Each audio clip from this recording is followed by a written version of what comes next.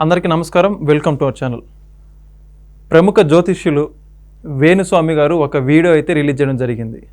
ఆ వీడియోలో తాను ఏం చెప్పాడు, అదేవిధంగా వాళ్ళ సతీమణి గారు కూడా ఏం చెప్పారు, దాని గురించి విశ్లేషణ ఇవ్వడానికి మనతో ఉన్నారు సీనియర్ జర్నలిస్ట్ కనకదుర్గ గారు. మేడం నమస్కారం అండి. నమస్తే అండి. మేడం, మనం చూస్తూ ఉన్నాం ఈ మధ్య అనేక వార్తల్లో వేణుస్వామి గారు చాలా సంచలన వ్యాఖ్యలు అయితే చేస్తూ ఉన్నారు. ఆయన నిన్నటి రోజున కూడా ఒక వీడియో రిలీజ్ చేయడం జరిగింది. అసలు ఆ వీడియోలో ఆయన ఏం చెప్పారు, ఏమంటున్నారు? మాకు ఇంకా సూసైడ్ చేసుకోవడమే దిక్కు అని వాళ్ళ ఆవిడ మాట్లాడుతుంది.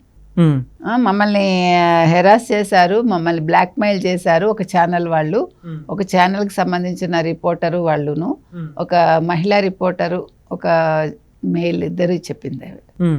ఇప్పుడు మనం ఏం అడుగుతున్నాం అంటేనండి, వేణుస్వామిని డే 1 నుంచి మనం తీసుకుంటే నిన్ను పెంచి పోషించిందే మీడియా, నిన్ను పెంచి పోషించిందే సినిమా వాళ్ళు, నిన్ను పెంచి పోషించిందే రాజకీయ నాయకులు. ఈ రోజు నువ్వు కొత్తగా వచ్చి మమ్మల్ని మీడియా వాళ్ళు ఇది చేస్తున్నారు, హెరాస్ చేస్తున్నారు అంటే, మీ మీద ఒక కంప్లైంట్ వెళ్ళింది మహిళా కమిషన్కి, అది ఫిలిం జర్నలిస్టులు చేశారు, అది వాళ్ళ ఇష్టం. ఇప్పుడు నేను కూడా వెళ్ళి కంప్లైంట్ ఇవ్వచ్చు, నాకు ఏదైనా ఎవరి మీదైనా ఒకళ్ళు చెడు చేశారనుకోండి, I have a right to go, దాన్ని నువ్వు ఎదుర్కో, నువ్వు వెళ్ళి మహిళా కమిషన్ ముందు నీ వాదన ఏంటో వినిపించుకో, నువ్వు తప్పు చేసావా ఒప్పు చేసావా నువ్వు అక్కడికి వెళ్ళి చెప్పుకో. అంతేగాని మమ్మల్ని బ్లాక్మెయిల్ చేస్తున్నారు, డబ్బుల కోసం మమ్మల్ని 5 కోట్లు డిమాండ్ చేశారు, మా దగ్గర అంత ఆస్తి ఎక్కడుంది, మరి నువ్వే కదా అన్ని వీడియోస్ అంతా పెడతావు, నీ గొప్ప అంతా చూపించుకుంటావు, నీకు ఉందో లేదో ప్రజలకు తెలుసు. మీ ఆయన చెప్పారు కదా, మాకు నేను ఈ ట్రోలింగ్ల వల్ల నేను 400 కోట్లు సంపాదించుకున్నానని ఆయనే స్టేట్మెంట్ ఇచ్చాడు. సొంతంగా వేణుస్వామి ఇచ్చాడు. కాబట్టి మీ కెపాసిటీ ఏంటి, మీరు ఎంత సంపాదించుకున్నారు అనేది మీకు తెలుసు. తర్వాత మీరు ఒక పార్టీకి కొమ్ము కాసి ఎలక్షన్స్ ముందు మీరు ఎంత సంపాదించుకున్నారో మీకు తెలుసు, సోషల్ మీడియాకి వాళ్ళు ఎంత ఇచ్చారో అందరికీ తెలుసు, అదే పార్టీ వాళ్ళు. ఇకపోతే ఇప్పుడు ఈ వేణుస్వామి విషయంలో ఏం జరిగిందంటే మనకు తెలుసు, ఆయన ఎప్పుడో కర్మకాలి నాగ చైతన్యను సమంత విడిపోతారని చెప్పాడు. అది జరిగింది. అదైనా గొప్ప విషయమా అండి? అదైనా మంచి విషయమా? ఒక పెళ్ళి అవుతుందంటే సంతోషించాలి, లేదు అమ్మ నువ్వు జీవితంలో ఉన్నత స్థితికి వస్తావంటే సంతోషించాలి, లేదు మీరేదో విదేశాలకు వెళ్తారంటే సంతోషించాలి, మీరు ఇల్లు కట్టుకుంటారంటే సంతోషించాలి. ఒక చెడు విషయం జరిగితే దానికి నేను చెప్పింది జరిగింది అని ఓ భుజాలు ఎగరేసేసి గొప్పలు చెప్పుకుని అవసరమా? రెండోది, ఈయన గతంలో మనకు తెలుసు 23లో ఎట్టి పరిస్థితుల్లోనూ బీఆర్ఎస్ వస్తుంది, కేసీఆర్ గెలుస్తాడు, కేటీఆర్ ముఖ్యమంత్రి అవుతాడు, తర్వాత ఇవన్నీ చెప్పాడు. ఒక్కటి జరగలేదు. ఇప్పుడు అసలు బీఆర్ఎస్ పార్టీయే ఉంటుందా ఊడుతుందా ఎవరికీ తెలియదు ఆ మాటకి. రెండోది, ఇక ఈ సంవత్సరం ఎలక్షన్స్ ముందు వైసీపీనే ఖచ్చితంగా వస్తుంది, బంపర్ మెజారిటీ వస్తుంది అన్నాడు. బంపర్ మెజారిటీ వచ్చింది తెలుగుదేశం కూటమికి, కరెక్టే. ఎందుకంటే ఇప్పుడు అసలు వైసీపీ పార్టీ కూడా ఉంటుందా ఊడుతుందో ఎవరికీ తెలియదు. కానీ ఇవాళ ఈ వార్త ఏదైతే ఉందో, మాకు ఇంకా సూసైడే దిక్కు అన్నది ఒక పర్టికులర్గా ఒక పేపర్ వాళ్ళు, ఒక ఛానల్ వాళ్ళే దాన్ని హైలైట్ చేస్తున్నారు. అంటే వీళ్ళకి ఎవరైతే గతంలో హెల్ప్ చేశారో సోషల్ మీడియాలో వీళ్ళు బాగా మాట్లాడటానికి, అదే ఛానల్ అదే పేపరు ఇవాళ హైలైట్ చేసింది. అంటే మీరు వెనకాల ఉన్నారని అర్థం కదా దీనికి. ఆ పేపరు ఆ ఛానల్ వీళ్ళకి వెనకాల ఉన్నారు కాబట్టి వాళ్ళు నిందలు వేస్తున్నారు. అంటే 22న మీరు మహిళా కమిషన్ ముందు వెళ్ళాలి కాబట్టి ఈలోగా ఈ డ్రామాలన్నీ.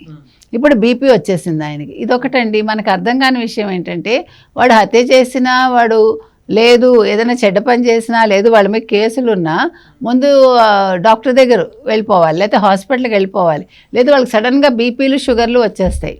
వీళ్ళు చేసే కమెంట్స్కి, వీళ్ళు చెప్పే మాటలకి ఎదరవాడికి బీపీ షుగర్లు వస్తే బాధ లేదు. బట్ వీళ్ళు తప్పు చేసి దాన్ని ఎదరవాడి నిలదీస్తే మాత్రం వీళ్ళకి రోగాలు వచ్చేస్తాయి. అసలు వాణి అన్నావిడ ఎందుకు ముందు ప్రెస్ ముందుకు వచ్చింది? మరి అంతకుముందు భర్త మీద అంత నిందలు వచ్చినప్పుడు, లేదు భర్త వేరే వాళ్ళ మీద నిందలేసినప్పుడు ఆవిడ ఎందుకు నోరు మూసుకుంది? ఇప్పుడు మొన్న శోభిత నాగ చైతన్య ఎంగేజ్మెంట్ అయింది, అయినప్పుడు వీళ్ళు కూడా విడిపోతారు అని అన్నాడు. అక్కడ స్టార్ట్ అయింది కదా మొత్తం కథ అంతా. మళ్ళా మరి దాని మీద నువ్వెందుకు ఖండించలేదు? మా ఆయన అలా చెప్పకూడదు, శుభమాన్ వాళ్ళు పెళ్లి చేసుకుంటూ ఉంటే ఈ నెగిటివ్ మాట్లాడారు, తప్పేని ఒప్పుకోపోయావా? దానికి మాట్లాడకుండా మంచు విష్ణు మీద నువ్వు విష్ణన్న అంటూ మాట్లాడి మంచు విష్ణువుకి ఏం చెప్పింది ఆవిడ, మా ఆయన అన్నారంటున్నారు మీరు, మరి సినిమాలంతా కూడా ఫ్లాప్ అవుతాయని రాస్తారు కదా, ఎన్ని వందల కుటుంబాలు దాని మీద ఆధారపడి ఉంటాయి, మీరు ఆ రోజు ఎందుకు మాట్లాడలేదు అంటుంది. అది నీకెందుకు?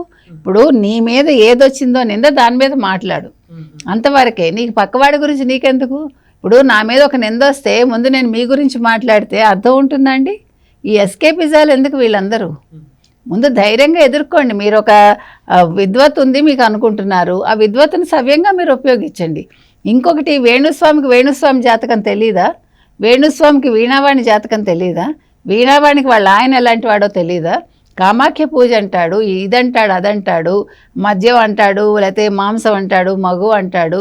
మరి ఇలా అడ్డమైన చెత్త మాట్లాడి అసలు ఏ దేవత అనుగ్రహించదండి అట్లాంటివి. అసలు ఆవిడ ఒప్పుకోదు కూడా. మనం చూసామంటే ఇవన్నీ కూడా జరగవు. కానీ నువ్వు మాట్లాడే మాటలకి, నీ చేతలకి, నీ భార్య వాళ్ళు వెనకేసుకురావడానికి ఏమైనా సంబంధం ఉందా? ఆవిడ అన్ని రకాలుగా ముందుండుంటే ఇవాళ నువ్వు మాట్లాడినా అర్థం ఉంది. నేను ఓకే, నీ మీద బ్లాక్మెయిల్ జరుగుతోంది, మీ ఇద్దరి మీద, మీరు పోలీస్ స్టేషన్కి వెళ్ళండి, ఆ వీడియో ఏదైతే ఉందో వాళ్ళకి ఇవ్వండి, దాని మీద చర్యలు తీసుకోమని కోరండి. అంతేగాని మీరు అదేదీ లేకుండా మీరు మీడియాలో హల్చల్ చేస్తాం మేము మాకు సానుభూతి తెచ్చుకుంటామంటే దానికి ఎవడో దాన్ని ఏమీ యాక్సెప్ట్ చేయడండి. మేడం, ఇంకోటి, గతంలో మీరు చూసుకుంటే ఇదే వేణుస్వామి కొంతమంది వ్యక్తిగత జీవితాల గురించి కావచ్చు, అదేవిధంగా రాజకీయ భవిష్యత్తుల గురించి మాట్లాడడం జరిగింది. ఇప్పుడు ఈరోజు వాళ్ళ దాకా వస్తే నా పరిస్థితి అర్థం కావట్లేదు అనుకోవచ్చా? అంతే కదా, గురువిందగింజ సామెత ఊరికే చెప్పలే కదా, తన కింద నలుపు తెలియదు, ఏదైనా తన దాకా వస్తే కానీ తెలియదు. నేను పక్కవాడి గురించి ఏదైనా మాట్లాడతా, నేను ఎందుకంటే నేను ఫేమ్ అవుతాను కదా, ఇప్పుడు నేను సోషల్ మీడియాలో నేను ట్రెండ్ అవుతాను కాబట్టి నేను ఎదురువాడి మీద నెగిటివ్ మాట్లాడతా, ఎదుటి ఆడవాళ్ళ గురించి నెగిటివ్ మాట్లాడతా. కానీ నా ఫ్యామిలీ గురించి కానీ నా గురించి కానీ ఎవడు మాట్లాడకూడదు. మాట్లాడితే నేను సింపతి కార్డు ప్లే చేస్తాను. ఇది వీళ్ళు చేసేది. ఓకే, ధన్యవాదాలు మేడం. చూశారు కదండి, మరొక వీడియోతో మరొకసారి మీ ముందుకు వస్తాం. ధన్యవాదాలు.